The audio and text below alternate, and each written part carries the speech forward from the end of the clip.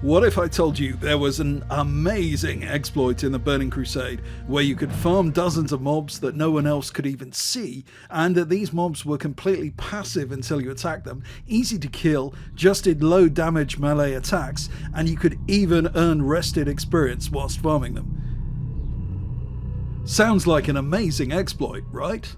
Something that would require third-party hacking tools and get you an instant ban?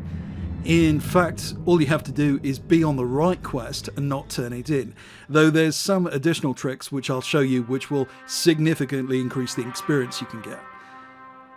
Hello and welcome to Archvelder's Hacks with Archvelder and his amazing hacks. This video is sponsored by my Patreon, where you can find super secret Warcraft tricks for both retail and classic that are too hot and naughty for YouTube, uploaded every single week. But enough of that rampant capitalism, let's get back to the juicy free content. To access what I consider to be the best grinding opportunity in the game for leveling purposes, you'll need to be at least level 67. The name of the quest is Harbringers of Shadowmoon for Alliance, and there's an exact equivalent called Spectrecles for Horde. I had an extraordinary amount of difficulty saying that. The version I'm featuring here will be Alliance side, but almost all of what I'm saying will apply to the Horde equivalent. Seek out Zorus the Adjudicator in Wildhammer Stronghold and complete his Ghost in the Machine quest. Zorus's equivalent for Horde is Chief Apothecary Hildegard, and you'll need to complete the quest A Haunted History to get his Spectrecles quest. Now, for both factions, you'll receive the quest item Spectrecles. I'll show you what happens when you put these on. You see the figures in the purple auras that just appeared? These are called Shadowmoon Harbringers for Alliance and Shadowmoon Zealots for Horde. Only people with the Spectrecles on and the relevant quest active can see these mobs. This is the only way to access them. Now, you would think if you were on this quest that it's just a standard kill end mobs quest. But there are a number of really interesting things about these mobs. First, they are neutral, so they are completely passive until you attack them.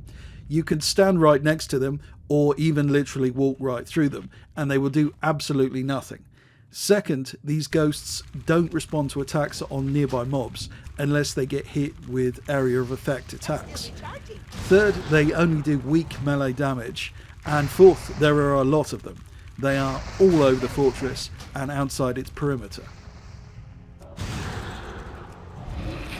Because you're in a safe zone, these are the only mobs around, so you can't accidentally pull wandering mobs or get a hostile NPC spawn on you suddenly, and on PvP realms you are unlikely to get ganked. But that's not all. This just gets better and better. You see, the Wildhammer Stronghold contains an inn, and multiple ghosts spawn in that inn. Inside the inn, you gain rested experience. Normally my 69 mage would get 542 XP from level 68 mobs and 580 XP from level 69 mobs. But when I attack these mobs inside the inn, you can see the numbers are higher. And I haven't been resting in the inn, I just literally came into the inn to kill them.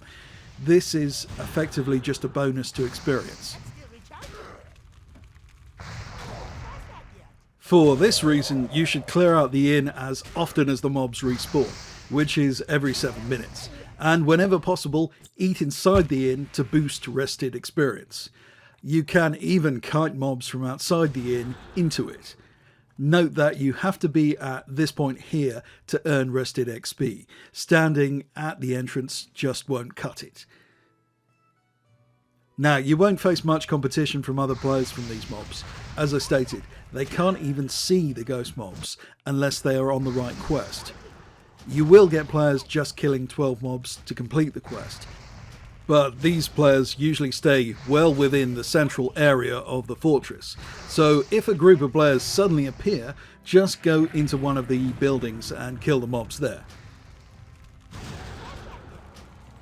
Now, I'm recommending this as a leveling location, but it is also a very good gold farming location, since the mobs have normal drop tables. As long as the loot is acceptable, any good experience farming location is by definition a good gold farming location. You will get stacks and stacks of netherweave cloth from this farm.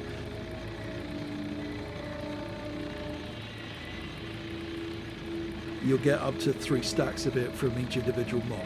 A tailor might find this location well worth farming even when they've already hit 70. In addition, greens and even blues do drop, and while there is nothing particularly exceptional about the frequency with which they drop, the lack of competition and the speed with which you can farm them makes this farm really good. I just absolutely love this exploit and the XP grinding opportunity it offers, and I kept on finding new things about it.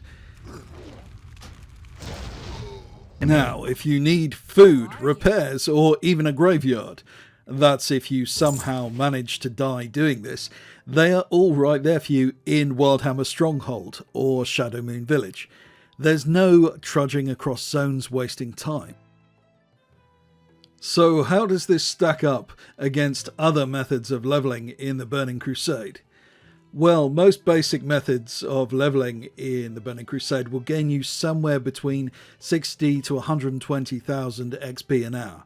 Generally speaking, grinding in Wildhammer Stronghold or Shadowmoon Village will exceed whatever you were getting questing or grinding mobs by at least 20%. Despite the fact that you don't get quest experience, the complete absence of any kind of downtime is an absolutely huge time saver. There are ways to exceed the experience gains from this approach, for example using Mage Blizzard based methods to kill multiple mobs at once.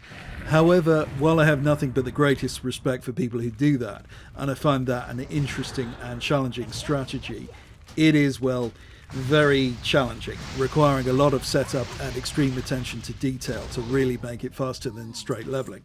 Relatively minor errors can cause real problems, and realistically most players would prefer something more straightforward, even if they have a class which makes this possible. It is worth adding that you can actually use a Frost Mage and kite multiple ghost mobs in Wildhammer Stronghold and do this super fast. I just personally prefer Fire Spec. Wildhammer Stronghold is also full of exploitable terrain, and you can certainly use that to your advantage if you wish to speed up your farming. To do this, you effectively just jump onto some piece of terrain which causes the hostile NPC to take an unnecessarily long route to your location without evading. What astonishes me about this quest is that it's the type of thing you get in modern WoW in retail, where there's some really complex phasing exploit. You know, high-level stuff that Blizzard prioritizes fixing, and people tell you that you're going to get banned for solemnly. But this is just a quest. All you have to do really with it is not turn it in and farm it continuously.